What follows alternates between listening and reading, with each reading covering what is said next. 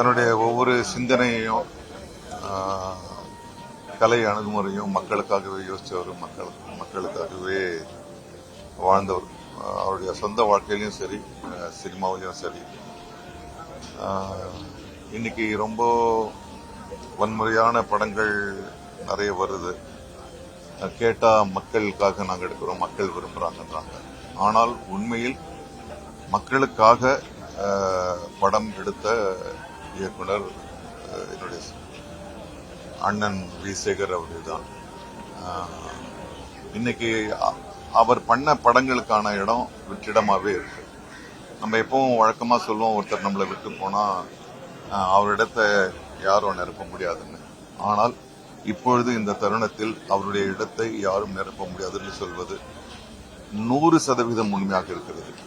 குடும்ப படங்கள் இல்லை, குடும்ப சிக்கல்களை பற்றி எடுக்கின்ற இயக்குநர்கள் இல்லை, கதாசிரியர்கள் இல்லை. உண்மையில் அவர் மறைந்தது மிகப்பெரிய இழப்பு. ஏன்னா நான் அவர் கூட 2 படம் பண்ணியிருக்கேன். அவர் என்ன மாதிரியான ஆள்னு தெரியும். எவ்வளவு எளிமையான ஆள். அவருடைய வெற்றிக்கும் அவருடைய அவருடைய நடத்தைக்கும் சம்பந்தமே இல்லை. மிக சாதாரணமாக அவர் எப்படி ஒரு அரசாங்க ஒரு சிப்பந்தியா வந்தாரோ கடைசி வரைக்கும் அப்படிதான் இருந்தாரு. சிவப்பு சித்தாந்தத்தில் மிக மிக நம்பிக்கை உடையவர். எந்தெந்த இடத்துலலாம் அந்த சிவப்பு சித்தாந்தத்தை நடைமுறைப்படுத்த முடியுமோ அங்கெல்லாம் பண்ணுவாரு, பேசுவாரு.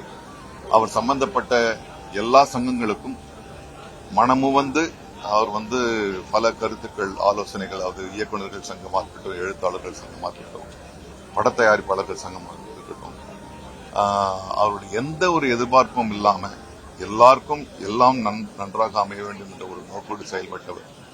உண்மையில் ஒரு நல்ல மனிதர், நல்ல இயக்குனர் என்னை விட்டு போய்விட்டார்.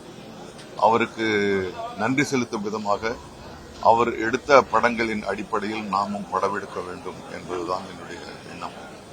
அவரை இழந்து வாடுகின்ற குடும்பத்தாருக்கும், நண்பர்களுக்கும், அவருடைய உதவியாளர்களுக்கும், ரசிகர்களுக்கும் என்னுடைய ஆழ்ந்த அனுதாபங்கள்.